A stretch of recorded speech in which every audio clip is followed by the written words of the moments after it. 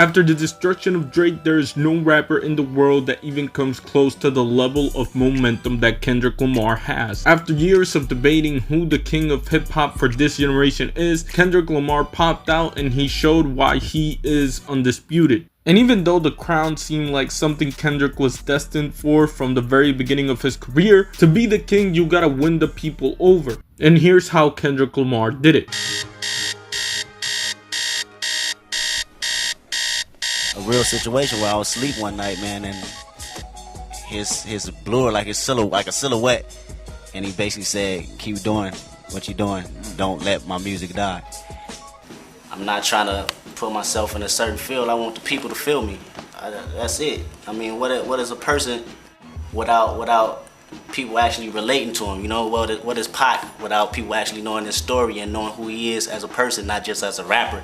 Not long after this vision, the diamond in the rough that was Kendrick Lamar had been unearthed by the legendary Dr. Dre, and Kendrick's journey to becoming the king of hip-hop had become a real possibility. Before long, Kendrick Lamar had gained the respect of legends in the game such as Snoop Dogg, The Game, and others who formally passed the torch on to Kendrick Lamar in 2011. I'ma say this and I'ma mean this. Nigga, you got the torch, nigga, you better run. Of course, by then, Dr. Dre had now signed the young MC to his label, and with much pressure to deliver, Kendrick Lamar set out to do what was written, and delivered on the prophecy with Good Kid, Mad City.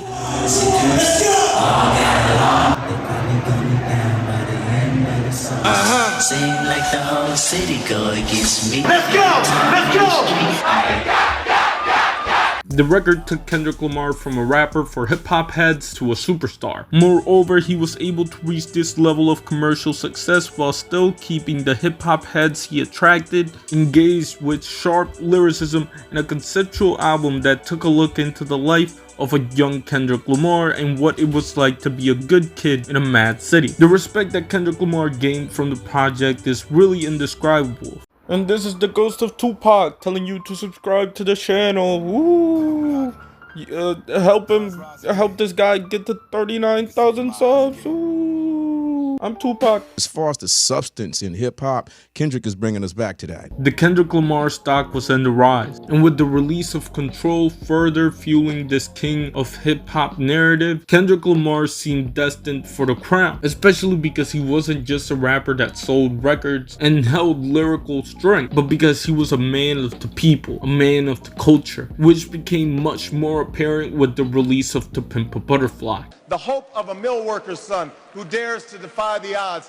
The hope of a skinny kid with a funny name who believes that America has a place for him too. The 2008 elections marked a very important chapter in America's history. The first black president brought forward the type of hope that America hadn't seen in a long time, and some went as far as to say that America lived in a post-racist society. However, by the end of Obama's 2 terms, the ugly reality seemed apparent to all. This is the Michael Stewart chokehold.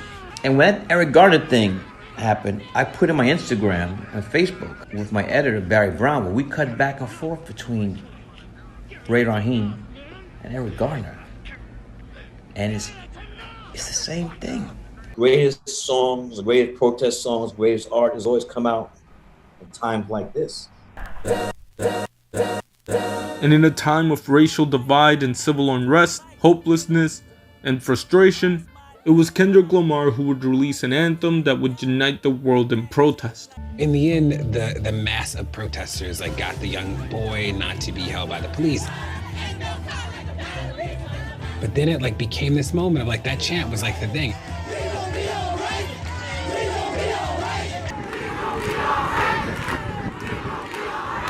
The legacy of All Right is one that deserves its own video, but again, the people connected to Kendrick Lamar, and Kendrick Lamar connected with the people. And though there's a certain amount of value to academies like the Grammy recognizing the greatness of Kendrick Lamar, and even people in power such as Barack Obama, it always seemed as though what Kendrick Lamar respected most was the heart of the people. A lot of people don't have voices out here, so to see them actually express themselves through song that I wrote, that's confirmation for me. But because of that, Kendrick Lamar felt conflicted. Being a good kid in a mad city was no different from being the kid from Compton on top of the music industry. And it's this constant paradox that Kendrick Lamar was living through that made a blessing feel like a curse. Has fame been addictive? Is it addictive? It's definitely addictive. You have to have a great mental stability in order to endure it, because it will and it can take over your life. And if you don't know how to handle it, it can be very detrimental.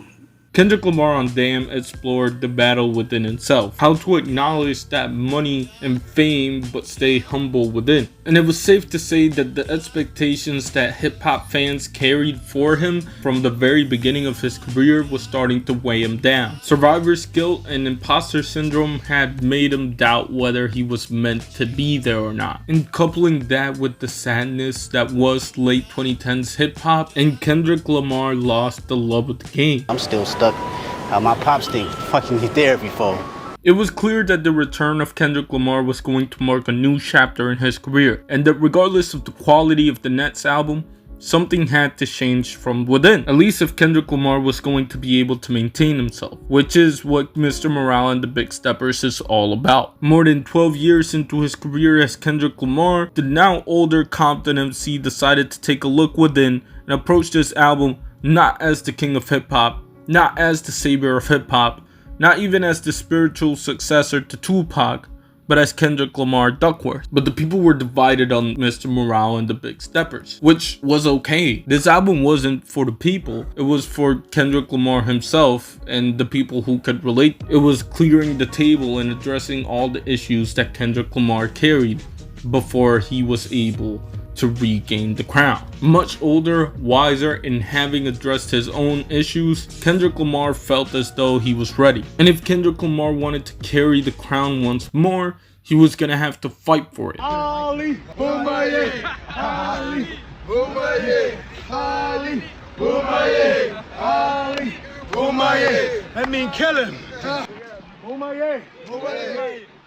But to bring a fresh perspective on the beef, I wanted to point out the parallels between Kendrick Lamar and Muhammad Ali, which might seem random, but I promise make more sense as we go along. Because just like Kendrick Lamar, Ali was considered a man of the people, a champion in and outside of the ring. And though the legacy of Muhammad Ali was great inside the ring, outside of it, it was even greater. However, after the 1967 suspension from boxing, Ali had to regain the heavyweight crown, something made harder by his losses to Smoking Joe Frazier and Ken Norton. Because if Ali wanted to regain the heavyweight crown, not only would he have to avenge those two losses, but he would also have to go against George Foreman. Beating George Foreman was going to be Ali's toughest task to date, as Foreman was now the big bad of heavyweight boxing and a threat that Ali truly had never seen since Sonny Liston. Foreman was so great that he made quick work of Joe Frazier by destroying the former champion in 5 rounds, something that Ali was never able to do. However, having avenged his 2 losses, Ali was ready to take on Foreman, and so the Rumble in the Jungle was set. Ali would face big bad George Foreman, and to most people, it seemed as though the Rumble in the Jungle was going to be a quick and decisive bout that saw Foreman destroy Muhammad Ali. However, when the two boxers landed in Africa, it seemed clear that the people of Zaire had a favor.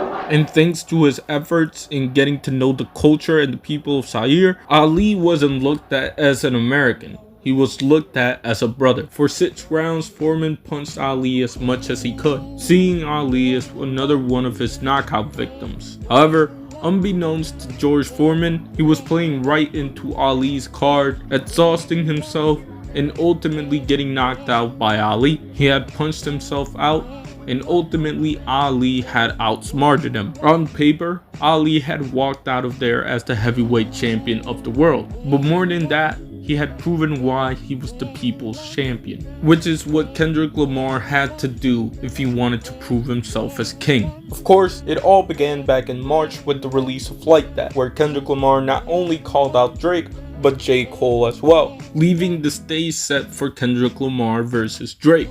And just like Ali, in the early goings of the battle, it did seem like Kendrick Lamar was going to have to fight uphill in order to win, with the release of Push-Ups and tailor-made freestyle putting pressure on Kendrick Lamar to drop. And yet Kendrick Lamar stayed quiet. Quietness that made people question if he even was going to drop at all. But just like Ali, Kendrick Lamar rope-a-dope. And when the time was right, Kendrick Lamar released Euphoria and Sit 16 in LA, baiting Drake to release Family Matters, his hardest punch in the whole battle, before rendering it ineffective with the release of Meet the Grams and landing the knockout blow with Not Like Us.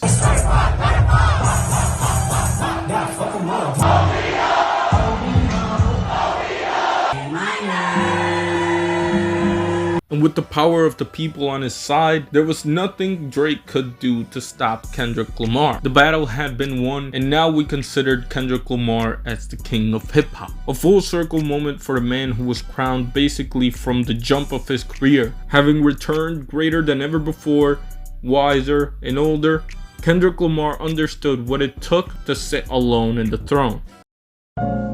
Anyways, I made this video kind of as a follow-up to a video I made like 2 years ago talking about how Kendrick Lamar didn't want to be the king of hip-hop, and I thought this was an interesting way to kind of address that video 2 years after the fact. With that being said though, shout out to me, shout out to Jay Dilla, shout out to God again, and shout out to y'all. And yeah.